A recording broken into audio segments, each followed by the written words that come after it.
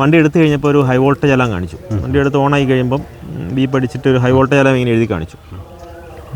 അപ്പം വണ്ടി മൂവ് ചെയ്യാൻ പറ്റുന്നുണ്ടായിരുന്നു. ഏകദേശം 1.5 ആഴ്ചത്തോളം വണ്ടി അവിടെ കിടന്നു. കോമറ്റിനാണെങ്കിലും MGയുടെ വണ്ടിക്കാണെങ്കിലും എല്ലാ വണ്ടിക്കും സോഫ്റ്റ്വെയർ ബഗ്ഗുകൾ ഉണ്ട്. ഞാൻ MG എടുക്കാൻ പോയപ്പം ഒരു വണ്ടി ടെസ്റ്റ് ഡ്രൈവിന് ചോദിച്ചിട്ട് പോലും ഈ സാധനം തന്നില്ല. പിന്നെ അവർ തിരിച്ചു വിളിക്കാൻ പോലുള്ള ഒരു മൈൻഡ് ഇല്ലാത്ത ഒരു അവസ്ഥയിലായിരുന്നു. അപ്പോൾ അതുപോലെ പക്ഷേ ഇവർ പറയുന്ന 421 കിട്ടത്തില്ല. ഞാനിപ്പം ആ ഉപയോഗിച്ചിരുന്ന പഴയ വണ്ടി സ്വിഫ്റ്റ് പെട്രോളാണ്. സ്വിഫ്റ്റ് പെട്രോളിൻ്റെ പ്രശ്നം എന്ന് പറഞ്ഞു കഴിഞ്ഞാൽ ഞാൻ ഏകദേശം 12,000 രൂപയ്ക്ക് മേളിൽ പെട്രോൾ അടിച്ചുകൊണ്ടിരുന്ന സ്ഥാനത്ത് ഇതിൻ്റെ ഫിറ്റ് ആൻഡ് ഫിനിഷ് പ്രോബ്ലം എങ്ങനെ തോന്നിയിട്ടുണ്ട്?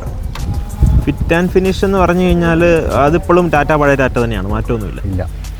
പൊതുവേ ടയറിൻ്റെയൊക്കെ ലൈഫ് ഒരു 20,000 കിട്ടുള്ളൂ എന്ന് പറയുന്നത്. നമ്മൾ ഇതുപോലുള്ള ജെന്യുവിൻ റിവ്യൂസ് നമ്മുടെ കൃഷ്മച്ചാൻസ് ഓട്ടോ വ്ളോഗിലൂടെ റെഗുലറായിട്ട് ഇടുന്നത്. അപ്പോൾ നമ്മളെപ്പോലുള്ള പുതിയ യൂട്യൂബേഴ്സിനെ സപ്പോർട്ട് ചെയ്യണമെന്ന് പറയുകയാണ്. കാരണം വളരെ കഷ്ടപ്പെട്ട് തന്നെയാണ് നമ്മൾ ഓരോ വീഡിയോയും ചെയ്യുന്നത്. അപ്പോൾ നിങ്ങളുടെ സപ്പോർട്ട് ഉണ്ടെങ്കിൽ മാത്രമേ ഉള്ളൂ. അപ്പോൾ എവിടെ നിന്നാണ് ഈ വീഡിയോ കാണുന്നത് എന്നുള്ളത് നിങ്ങൾ കമൻറ്റിലൂടെ പറയാം. ഈ ടിപ്പറിൻ്റെ ഒക്കെ ബോണറ്റ് അടയ്ക്കുന്ന പോലെ അടയ്ക്കണമെന്ന് പറയും. നമ്മൾ ഏത് വണ്ടിയുടെ ഇപ്പോൾ പുതിയ തലമുറയിലുള്ള ഏത് വണ്ടി എടുത്താലും ജസ്റ്റ് ഇങ്ങനെ താഴോട്ടാക്കി കഴിഞ്ഞാൽ വണ്ടി ഓട്ടോമാറ്റിക് വേടയും. അതെ, ഇതിൻ്റെ ചാർജിങ് ലിഡ് ഓപ്പണിങ് പല ആൾക്കാർക്കും പ്രശ്നമാണ്. ഇപ്പോൾ ഇലക്ട്രിക് വണ്ടികളുടെ കാലമാണല്ലേ. ഇലക്ട്രിക് വണ്ടികളുടെ ഗജവീരന്മാരുണ്ടെങ്കിൽ പോലും ചില വണ്ടികൾ നമ്മുടെ പ്രിയപ്പെട്ടതാവുകയും അല്ലാതാവുകയും ചെയ്യാറുണ്ടല്ലേ. അങ്ങനെ ഒരു വണ്ടിയെ കുറിച്ചാണ് ഇന്ന് നമ്മൾ പറയാൻ പോകുന്നത്. Introducing the പഞ്ചീവി.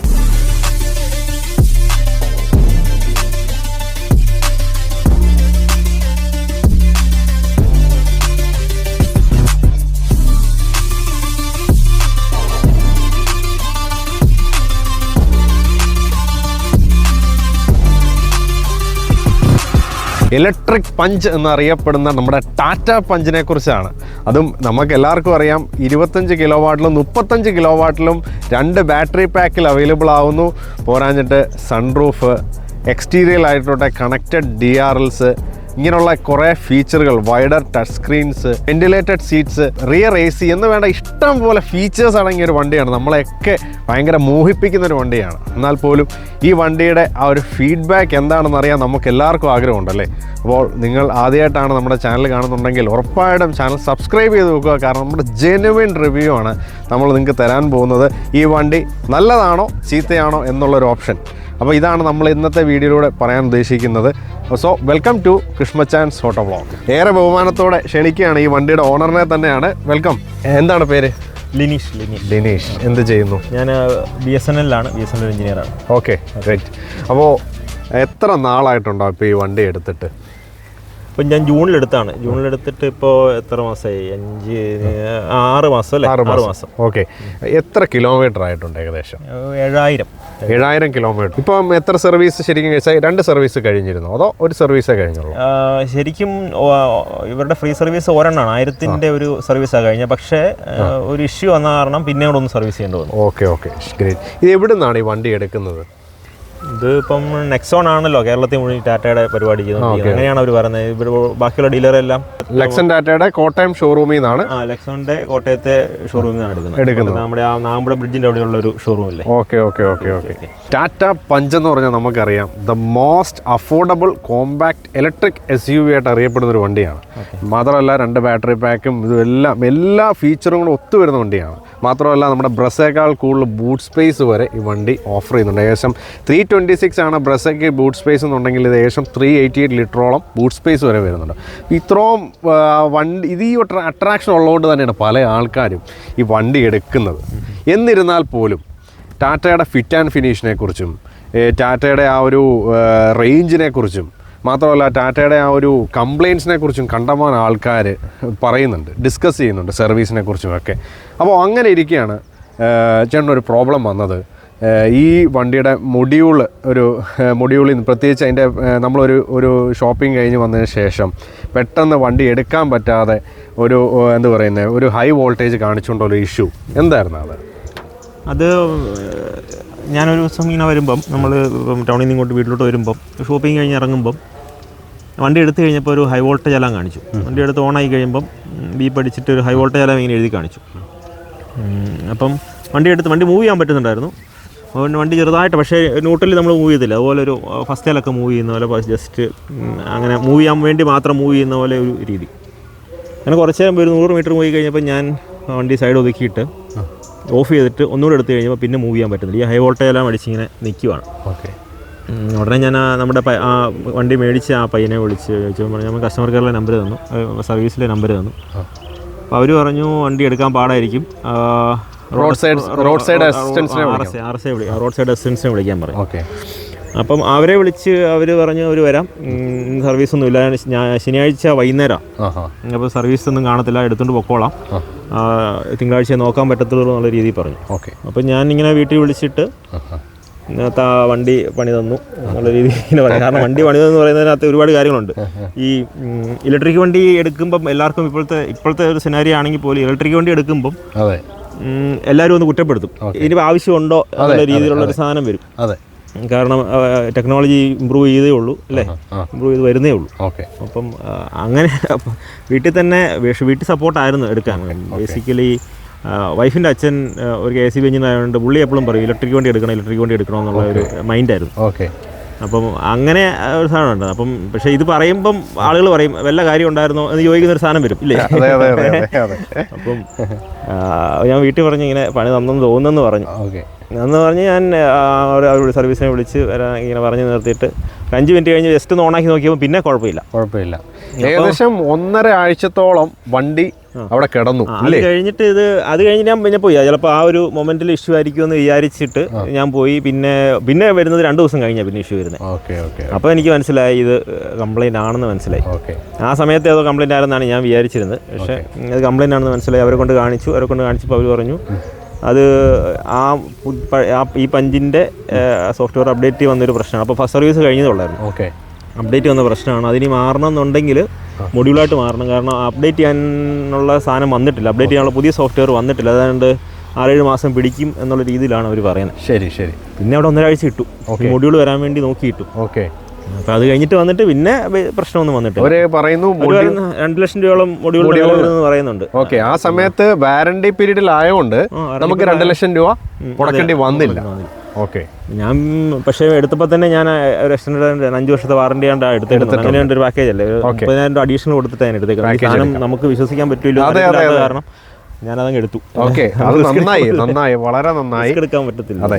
ഇപ്പോൾ ആ സമയത്ത് പ്രത്യേകിച്ച് നമ്മളൊരു ആവശ്യത്തിന് പോയി ഇത്രയും ലക്ഷം രൂപ കൊടുത്ത് വണ്ടി മേടിച്ചിട്ട് നമ്മൾ പെട്ടെന്ന് ഇറങ്ങുന്ന സമയത്ത് വണ്ടി ഇങ്ങനെ ഒരു പണി തന്നപ്പോൾ നമുക്കൊരു ഫ്രസ്ട്രേഷൻ തോന്നത്തില്ലേ? ഫ്രസ്ട്രേഷൻ തോന്നും, ശരിക്കും തോന്നും. പക്ഷേ ഞാനുണ്ടല്ലോ, ഞാൻ ഈ വണ്ടി എടുക്കുമ്പോൾ എനിക്കുള്ള ചിന്തയുണ്ട്, ഇതുണ്ടാവും, വിഷയങ്ങളുണ്ടാവും. ഞാൻ ഈ ഒരുപാട് കുറേ നിങ്ങളെപ്പോലത്തുള്ള കുറേ യൂട്യൂബ് ചാനൽസ് ഇതിൻ്റെ സാധനം കണ്ടിട്ട് ഈ ഇഷ്യൂസൊക്കെ ഞാൻ കുറച്ചുകൂടെ ഒബ്സർവ് ചെയ്തായിരുന്നു. അപ്പോൾ എന്താണെങ്കിലും വരുന്നത് വരട്ടെ എന്നുള്ള രീതിയിൽ എടുത്തൊരു വണ്ടിയാണ്. റെഡി ഫോർ എ വാർ ആയിരുന്നു. വരുന്നത് വരട്ടെ എന്നുള്ള രീതിയിൽ തന്നെയാണ്. ഒരുപാട് പേരുടെ റിവ്യൂ ചോദിച്ചു, ഒക്കെ ചോദിച്ചു. സാധനങ്ങൾ പഞ്ചിന് ഇഷ്യൂസ് ഉണ്ട്, ഇങ്ങനെയുള്ള ചെറിയൊരു ഇഷ്യൂസ്. അത് പഞ്ചിന് മാത്രമല്ല, കോമറ്റിനാണെങ്കിലും MGയുടെ വണ്ടിക്കാണെങ്കിലും എല്ലാ വണ്ടിക്കും സോഫ്റ്റ്വെയർ ബഗ്ഗുകൾ ഉണ്ട്. അതിനകത്ത് ഏത് ഇലക്ട്രിക് വണ്ടി എടുത്താലും ബഗ്ഗുണ്ട്. പിന്നെ അപ്പം നോക്കാൻ പറ്റുന്ന ഒറ്റ കാര്യം എന്ന് പറയുന്നത് സർവീസ് ഉണ്ടോ എന്നുള്ളത് മാത്രമേ ഉള്ളൂ.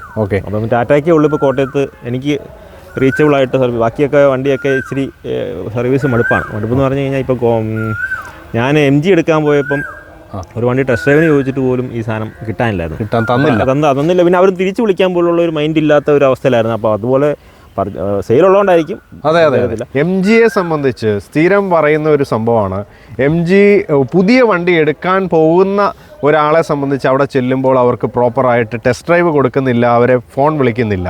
2, ആഫ്റ്റർ സെയിൽ ചെയ്തതിന് ശേഷം ഇവർക്ക് ഇതൊരു ഇഷ്യൂ ഉണ്ടായാൽ അവരെ ഒരു ആവശ്യത്തിന് അവർ വിളിക്കുമ്പോൾ അവർക്ക് റെസ്പോൺസ് മസ്റ്റായിട്ടും കൊടുക്കണം. അത് കൊടുക്കുന്നില്ല എന്നുള്ള കണ്ടമാനം ഫീഡ്ബാക്ക് വരുന്നുണ്ട് ഇല്ലേ? അങ്ങനെ തോന്നിയിട്ടുണ്ട്. അങ്ങനെ ഇനി സർവീസ് നമുക്ക് അറിയത്തില്ല, സർവീസ് അറിയില്ല. സെയിൽസിന്റെ കാര്യത്തിൽ ഒരു പ്രശ്നം ഉണ്ടായി. സർവീസ് നമുക്കൊരു വണ്ടി ടെസ്റ്റ് ഡ്രൈവ് പോലും കിട്ടാത്ത സ്ഥിതിക്ക് പിന്നെ അങ്ങോട്ട് ഇടിച്ചു കയറിയിട്ട് നമ്മൾ മേടിക്കേണ്ട കാര്യമില്ല. കറക്റ്റ്. അതുപോലെ തന്നെ ഈ സെയിം സംഭവം സിട്രോയൻ C3-ലുണ്ടായി അല്ലേ? സിട്രോണിലും ഞാൻ ചോദിച്ചു കഴിഞ്ഞിട്ട് കുറേ കഴിഞ്ഞിട്ടാണ് ഒരു മറുപടി കിട്ടുന്നത്. കോട്ടയത്തില്ല, അന്ന് ആ സമയത്ത് കോട്ടയത്തില്ല, ഇപ്പോൾ കോട്ടയത്ത് വന്നിട്ടുണ്ട്. അപ്പോൾ ഇത്രയുമൊക്കെ ഒരു കസ്റ്റമർ ഫേസ് ചെയ്തുകൊണ്ട് തന്നെയാണ് ഈ ആൾക്കാരൊക്കെ നിങ്ങളുടെ നിന്ന് മാറി ടാറ്റയിലേക്കൊക്കെ പോകുന്നത്. പക്ഷേ അത് അത് ഒരു ശരിക്കും പറയാൻ നിങ്ങളുടെ ആ ഒരു നെറ്റ്വർക്കിൻ്റെ പ്രോബ്ലം തന്നെയാണെന്ന് വേണം പറയാൻ. അപ്പോൾ കാര്യത്തിലേക്ക് വരാം. നമുക്ക് ഈ ഒരു പ്രൈസ് റേഞ്ചിലുള്ള ഒരു വണ്ടിയാണ് Thiago EV, Nexon EV, Tata punch, Citroen C3. അപ്പോൾ ഇങ്ങനെയുള്ള പല, പിന്നെ SUVയുടെ തന്നെ ഒരു 300 ഒരു ഇലക്ട്രിക് വണ്ടി വരുന്നത്. ഇതെല്ലാം ഒരു ഏകദേശം ആ ഒരു റേഞ്ചിൽ വരുന്ന വണ്ടികളാണ്. അപ്പോൾ ഇതെല്ലാം പോയിട്ട് ലാസ്റ്റ് പഞ്ചിലേക്ക് തന്നെ എത്താനുള്ള ഒരു റീസൺ കാണുമല്ലോ. എന്തുകൊണ്ടാണ്? ഒരു റീസൺ എന്ന് പറഞ്ഞു കഴിഞ്ഞാൽ ഓഫീസിലോട്ട് വരാനുള്ള റീസൺ തന്നെയാണ്. ഞാൻ എൻ്റെ ബേസിക് ഉപയോഗം എന്ന് പറഞ്ഞാൽ ഓഫീസിൽ വരിക എന്നുള്ളതാണ്. രാവിലെ കഞ്ഞിക്കുഴിയിലെ ബ്ലോക്കും കഴിഞ്ഞ് ഇവിടെ വരണമെന്നുണ്ടെങ്കിൽ കോമ്പാക്റ്റ് ആയിട്ടുള്ളൊരു വണ്ടി വേണം. ഓക്കെ.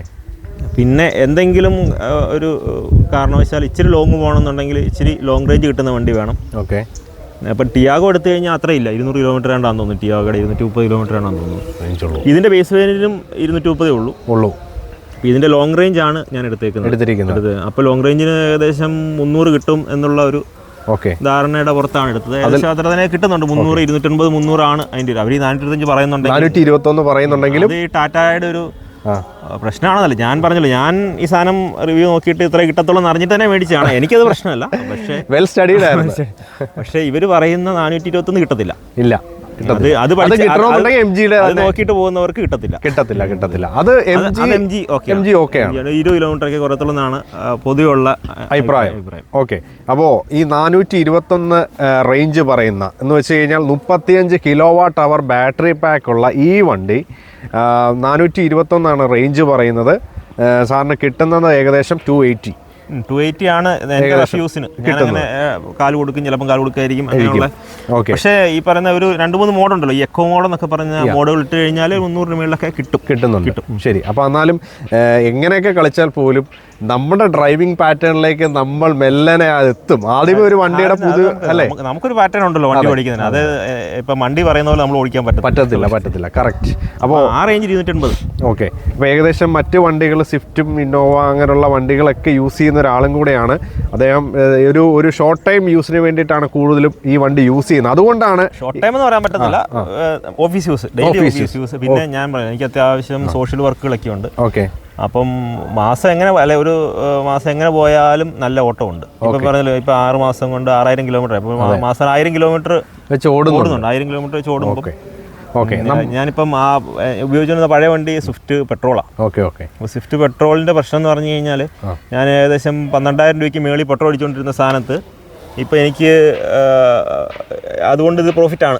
2000 രൂപ കറണ്ട് ബില്ല്, 2000 രൂപയോളം കറണ്ട് ബില്ല് വരുന്നുള്ളൂ. കറണ്ട് ബില്ല് അഡീഷണൽ എനിക്ക് വീട്ടിൽ കറണ്ട് ബില്ല് 3000-4000 റേഞ്ചിലാണ് വന്നുകൊണ്ടിരിക്കുന്നത്.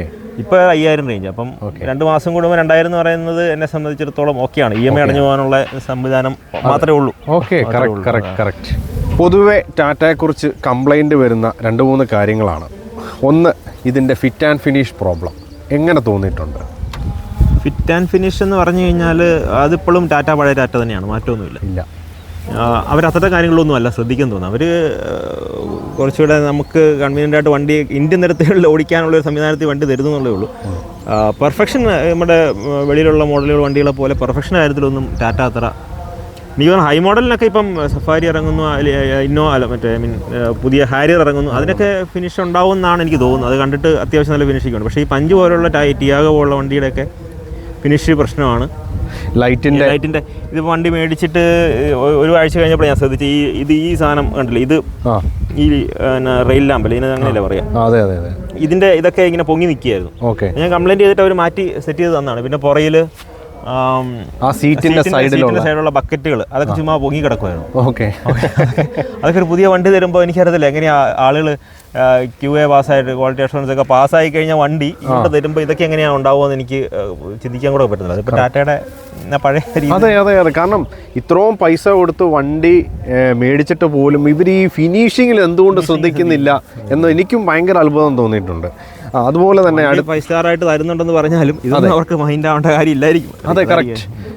പക്ഷേ 5 സ്റ്റാറിൻ്റെ കാര്യത്തിൽ എനിക്ക് തോന്നുന്നു വണ്ടി ഇരുന്നിട്ടുള്ള നമുക്ക് ആ സെക്യൂരിറ്റി ഫീൽ ചെയ്യുന്നുണ്ട്. ഓക്കെ. ഇത് ഇപ്പം ഇത്രയും അറിയാം, എല്ലാവരും ടാറ്റയുടെ കുറിച്ച് പറയുന്നതെന്ന് വെച്ച് കഴിഞ്ഞാൽ നല്ല റിജിഡ് ബോഡിയാണ്, സോളിഡാണ്, ഇവൻ നല്ല നമുക്ക് ഭയങ്കര ആത്മവിശ്വാസം തരുന്ന ഒരു വണ്ടിയാണെങ്കിൽ പറഞ്ഞെങ്കിൽ പോലും ഈ വണ്ടിയുടെ പ്രത്യേകിച്ച് ഇലക്ട്രിക് വണ്ടികളിൽ അറിയാം, നമുക്ക് ടാറ്റയുടെ തന്നെ ഇലക്ട്രിക് പ്ലാറ്റ്ഫോമിൽ ബിൽഡ് ചെയ്തൊരു EV പ്ലാറ്റ്ഫോമിൽ ബിൽഡ് ചെയ്തൊരു വണ്ടിയാണ്. പൊതുവേ ടയറിൻ്റെയൊക്കെ ലൈഫ് ഒരു 20,000 ഒക്കെ കിട്ടുള്ളൂ എന്ന് പറയുന്നത്? അത് ഞാനും അങ്ങനെ കേട്ടു. കാരണം ഇലക്ട്രിക് വണ്ടികൾക്ക് പൊതുവേ ടയറിൻ്റെ ലൈഫ് കുറവാണെന്നുള്ള കാര്യം. ഓക്കെ.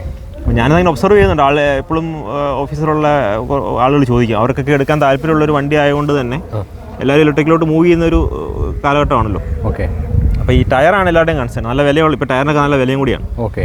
അപ്പോൾ എല്ലാവരും ചോദിക്കാറുണ്ട് ടയർ തേയുന്നുണ്ടോ എന്ന് മിക്കവാറും കാണുമ്പോൾ ചോദിക്കാറുണ്ട്. പക്ഷേ എനിക്കിപ്പോൾ 6000 കിലോമീറ്ററായിട്ട് നോക്കിയാൽ നിങ്ങളിപ്പം വലിയ വിഷയമില്ല. പക്ഷേ എനിക്ക് ഈ ഒരു ചിന്ത എൻ്റെ മനസ്സിലുള്ള കാരണം ഞാൻ അധികം RPM കൊടുക്കാറില്ല, വണ്ടി അധികം റേസ് ചെയ്യാറില്ല. Okay okay okay.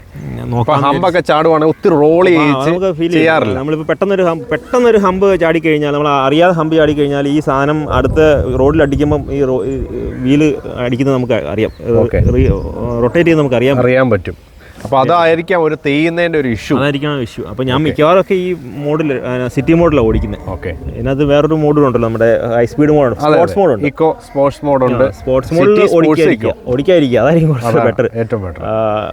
മറ്റേ മൈലേജിൻ്റെ കാര്യത്തിലാണെങ്കിലും ഒക്കെ ബെറ്റർ എക്കോമേഡിൽ ഓടിക്കുക എന്നുള്ളതായിരിക്കും. നമ്മൾ ഇതുപോലുള്ള ജെന്യുവിൻ റിവ്യൂസ് നമ്മുടെ കൃഷ്മച്ചാൻസ് ഓട്ടോ വ്ളോഗിലൂടെ റെഗുലറായിട്ട് ഇടുന്നത്. അപ്പോൾ നമ്മളെപ്പോലുള്ള പുതിയ യൂട്യൂബേഴ്സിനെ സപ്പോർട്ട് ചെയ്യണമെന്ന് പറയുകയാണ്. കാരണം വളരെ കഷ്ടപ്പെട്ട് തന്നെയാണ് നമ്മൾ ഓരോ വീഡിയോയും ചെയ്യുന്നത്. അപ്പോൾ നിങ്ങളുടെ സപ്പോർട്ട് ഉണ്ടെങ്കിൽ മാത്രമേ ഉള്ളൂ. അപ്പോൾ നിങ്ങൾക്ക് ഈ ഇതുപോലുള്ള വണ്ടികളെക്കുറിച്ചുള്ള കമ്പാരിസണുകളും ഏത് വണ്ടി എടുക്കണം, ഓരോ ട്രെൻഡ് അനുസരിച്ച് ഏതൊക്കെ വണ്ടികളാണ് ഇറങ്ങുന്നത്, ഇതിനെക്കുറിച്ചുള്ള അപ്ഡേറ്റുകളെല്ലാം നമ്മുടെ ചാനലിലൂടെ വരുന്നതാണ്. അതുകൊണ്ട് തന്നെ നിങ്ങളുടെ സപ്പോർട്ട് വളരെ അനിവാര്യമാണ്. ചാനൽ സബ്സ്ക്രൈബ് ചെയ്ത് വെക്കുക, അതുപോലെ തന്നെ നമ്മുടെ നോട്ടിഫിക്കേഷൻ ബാർ എനേബിൾ ചെയ്ത് വെക്കുക.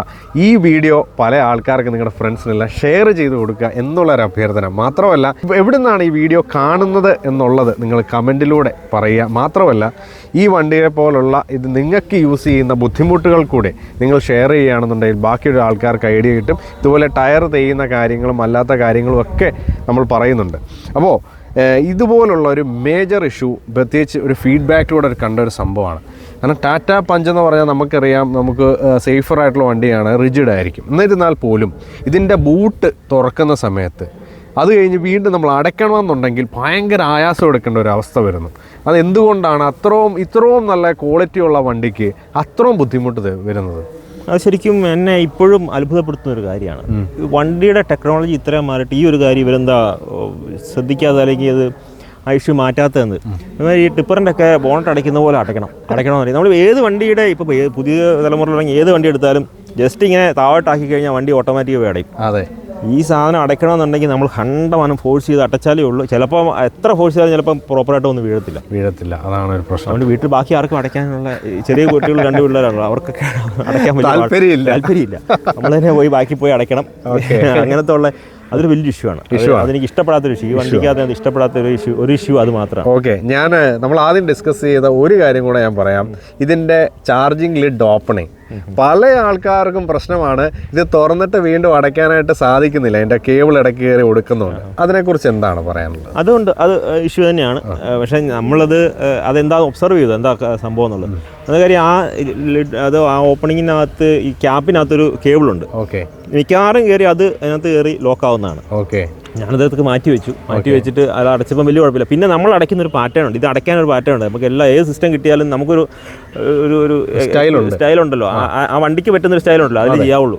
അത് അല്ലാതെ മറ്റേ നമ്മൾ റഫായിട്ട് ഉപയോഗിക്കാൻ പറ്റത്തില്ല. ഈ സാധനം, ഈ ഫ്രണ്ടിലത്തെ സാധനം അത് കറക്റ്റായിട്ട് അടയ്ക്കുവാണെങ്കിൽ പ്രോപ്പറായിട്ട് വീഴും. വേറെ ആരെ കൊണ്ടെങ്കിൽ അടപ്പിച്ച് കഴിഞ്ഞാൽ പിന്നെ നമുക്ക് ഈ ബോണ്ട് തുറന്നിട്ട് ഈ സാധനം വലിച്ചാലേ ഇത് വരികയുള്ളൂ, തുറന്നു തരാൻ പറ്റും. പിന്നെ ഞാൻ ഇപ്രാവശ്യം ഫസ്റ്റ് സർവീസ് കഴിഞ്ഞപ്പം അവർ ആ കേബിൾ കുറച്ചിട്ട് അറേഞ്ച് ചെയ്ത് നിർത്തി. ഇപ്പം വലിയ പ്രശ്നമില്ല. ഇപ്പം കേബിളിൻ്റെ ഇഷ്യൂ വരുന്നില്ല.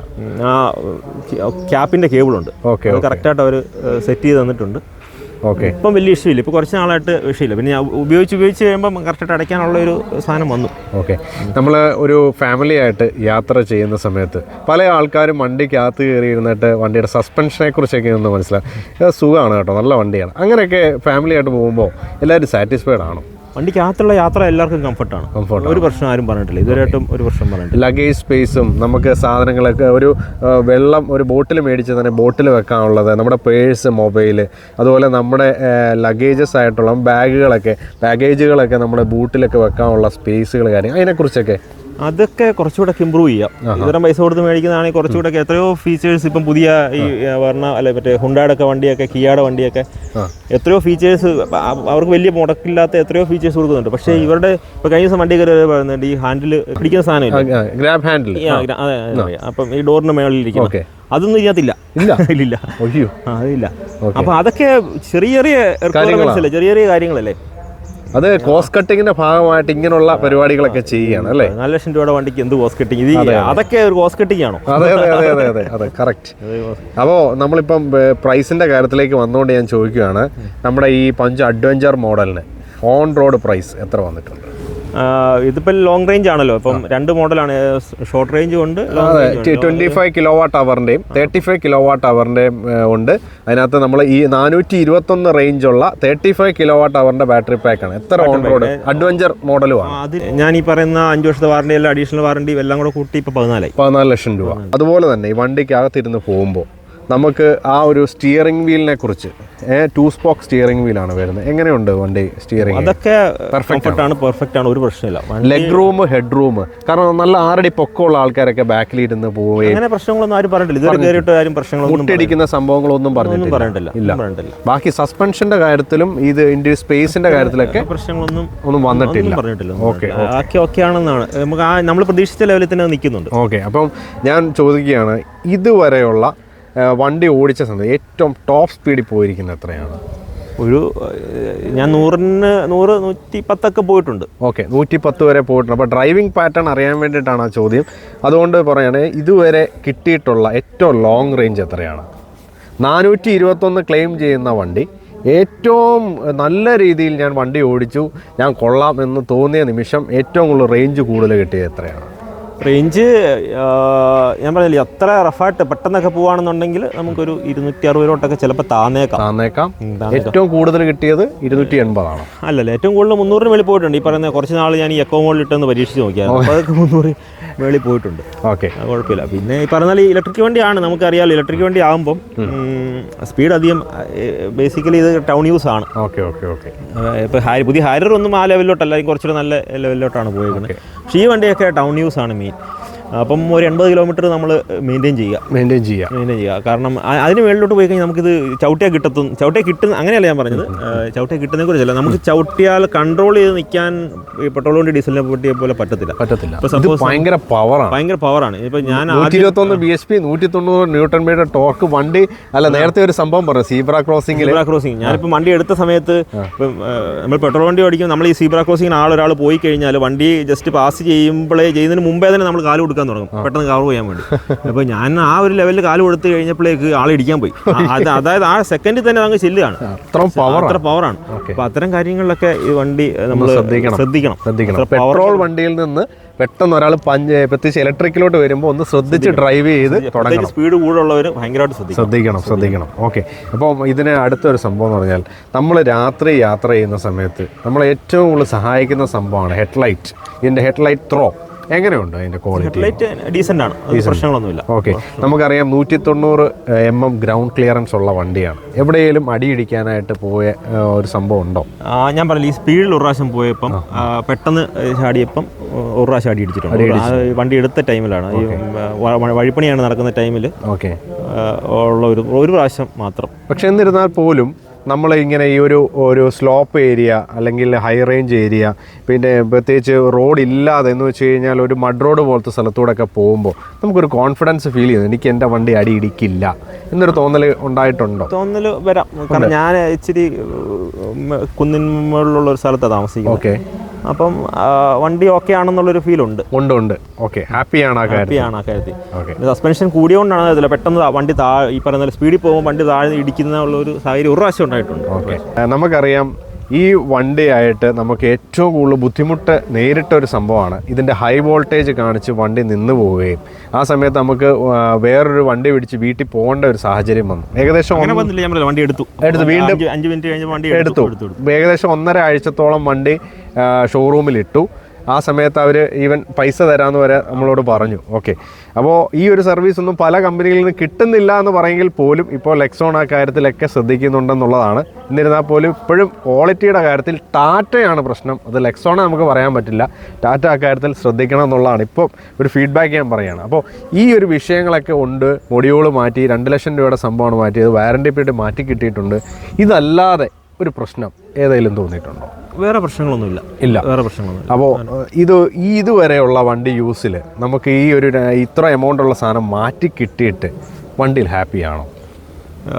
ഞാൻ പ്രതീക്ഷിച്ചിരുന്ന ഒരു പ്രശ്നങ്ങളൊക്കെയാണ് ഈ ബഗ്, ഈ സോഫ്റ്റ്വെയർ ബഗ്. അതുകൊണ്ട് ഹാപ്പിയാണ്. പക്ഷെ നമ്മൾ പൈസ പോയതെങ്കിലാണ് ഹാപ്പി ആയിരുന്നു. അതെ അതെ അതെ, പൈസ പോകാത്തതുകൊണ്ട് ഹാപ്പിയാണ്. ഇപ്പം ഇത് നിലവിലുള്ള സിറ്റുവേഷനിൽ വണ്ടിയായിട്ട്, കാരണം എൻ്റെ യൂസിന് പെട്രോൾ ലാഭം, അതൊരു വലിയ പെട്രോൾ പൈസയുടെ ലാഭം വലിയൊരു സംഭവം. ഒരുപാട് യൂസ് ചെയ്യുന്നത് കൊണ്ട് പിന്നെ നമുക്ക് കണ്ണുടച്ച് വണ്ടി എടുത്തിട്ട് എവിടെ വേണമെങ്കിലും പോകാൻ പറ്റും. ഓക്കെ, ഇത് എല്ലാവരുടെയും ഒരു പേടി എന്താണെന്ന് വെച്ച് കഴിഞ്ഞാൽ ഇലക്ട്രിക് വണ്ടിയാണ്, വഴി കിടക്കും, ചാർജ് ചെയ്യാനായിട്ട് നമ്മൾ ഒത്തിരി ശ്രദ്ധിക്കണം, എവിടെയൊക്കെ ചാർജിങ് ഉണ്ടാവുമെന്ന് അറിയില്ല.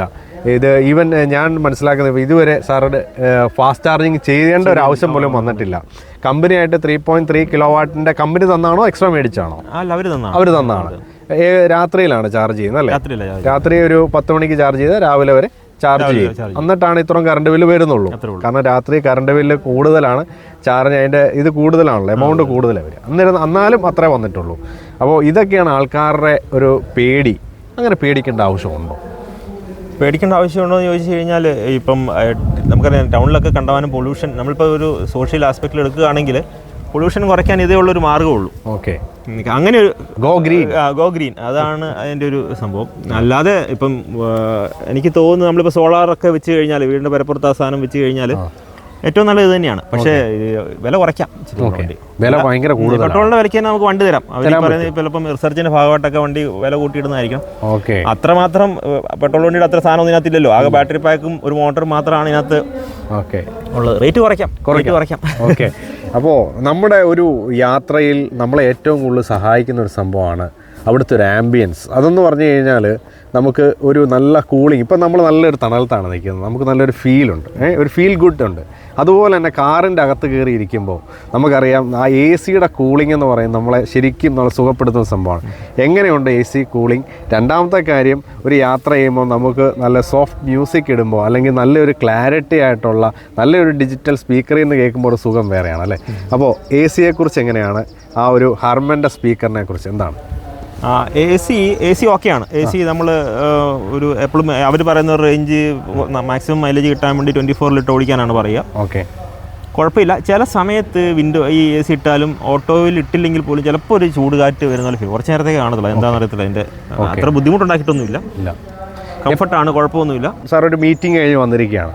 ആ മീറ്റിംഗ് കഴിഞ്ഞ് വരുന്നതിന് മുന്നേ വേണേൽ വണ്ടി ഓണാക്കി ഒന്ന് കൂൾ ചെയ്യാം. അങ്ങനെയൊക്കെ ചെയ്യാം. അതൊരു വലിയ അഡ്വാൻറ്റേജ് കേട്ടോ. നമുക്ക് എവിടെയെങ്കിലും പോയി ഇപ്പം വൈഫിനെ കൊണ്ട് ഷോപ്പിങ്ങിന് പോയെന്ന് വെച്ച് കഴിഞ്ഞാൽ, നമ്മൾ വൈഫിനെ കയറ്റി വിട്ടിട്ട് വണ്ടി പെട്രോൾ വണ്ടിയാണെങ്കിൽ നമുക്ക് എ സി ഓൺ ചെയ്തിട്ടിരിക്കാൻ ഇച്ചിരി മനസ്സിൽ ബുദ്ധിമുട്ടുണ്ടാവും. ഓക്കെ. ഇതിപ്പോൾ അങ്ങനെയില്ല. ഇതിപ്പം നമുക്ക് കൂളായിട്ട് വണ്ടിക്കകത്തിരുന്ന് എ സി കൊണ്ട് പാട്ടും കേട്ടിരിക്കാം. പാട്ടിൻ്റെ കാര്യം പറഞ്ഞപ്പോൾ ഹാർമോണിൻ്റെ മ്യൂസിക് അടിപൊളിയാണ്, സൂപ്പറാണ്. ഇതുവരെ നമുക്കൊരു മിസ്റ്റേക്കുകളോ ഒന്നും ഉണ്ടാക്കിയിട്ടില്ല. അങ്ങനത്തെ പ്രശ്നങ്ങളൊന്നും ഇൻഫർടൈൻമെന്റ് സിസ്റ്റത്തിൽ നിന്ന് വന്നിട്ടില്ല. ബന്ധപ്പെട്ടിട്ട് ഒരു ഇഷ്യൂസ് ഒന്നും വന്നിട്ടില്ല. നമുക്കറിയാം, നമുക്ക് ഈ ഒരു മോഡൽ എന്ന് പറഞ്ഞു കഴിഞ്ഞാൽ പ്രത്യേകിച്ച് ഹയർ ട്രിംസിലേക്ക് ഒത്തിരി സൺറൂഫ്, വെന്റിലേറ്റഡ് സീറ്റ്സ്, അങ്ങനത്തെ സംഭവങ്ങളൊക്കെ ഉണ്ടാവും, റിയർ എ സി കാര്യങ്ങളൊക്കെ ഉണ്ടാവും. പക്ഷേ ഈ മോഡലിൽ നമുക്ക് സൺറൂഫ് വരുന്നില്ല, വെന്റിലേറ്റഡ് സീറ്റ്സ് വരുന്നില്ല, റിയർ എ സി വരുന്നില്ല. ഇതൊരു വാല്യൂ ഫോർ മണി വേരിയൻ്റ് ആണെന്ന് തോന്നിയിട്ടുണ്ട്. വാല്യൂ ഫോർ മണി അല്ല. എനിക്ക് അറിയാം 14 ലക്ഷം രൂപയ്ക്ക് വണ്ടി വാല്യൂ ഫോർ മണി അല്ല. കാരണം ഞാൻ പറഞ്ഞില്ല, അത്രയും വില വേണമല്ലോ. 2 ലക്ഷം രൂപ കൂടെ കുറയ്ക്കാം. ഇതിന്റെ പെട്രോൾ വേരിയന്റിന് പറയുന്ന പോലെ 11.5 ലക്ഷം രൂപ വേണ്ടേ ഉള്ളൂ ഈ ഒരു സെയിം മോഡലിന്. അത്രയും വില കൂട്ടിയിടേണ്ട കാര്യമൊന്നുമില്ല. പിന്നെ ഈ പറഞ്ഞാൽ ഈ റിസർച്ചിന്റെ ഭാഗമായിട്ടൊക്കെ ഉള്ള വില കൂട്ടലായിരിക്കും. ഭാവിയിൽ കുറയണമല്ലോ. അതെ. അപ്പോൾ നമ്മുടെ ടാറ്റ ഇലക്ട്രിക് പഞ്ച് EVയുടെ ഒരു വീഡിയോ ആയിരുന്നു. അതും നല്ല അടിപൊളിയായിട്ട് ഷെയർ ചെയ്ത് തന്ന ലിജിൻ സാറിനോട് താങ്ക്സ് പറയാണ്. Thank you so much. ഒട്ടുമിക്കവർക്ക് അറിയാവുന്ന ഒരാളും കൂടെയാണ്, കോട്ടയത്തുള്ള ആൾക്കാർക്കൊക്കെ തന്നെ അറിയാവുന്നതാണ്. അപ്പോൾ thanks for watching. See in the next video. Bye from Krishna Machan.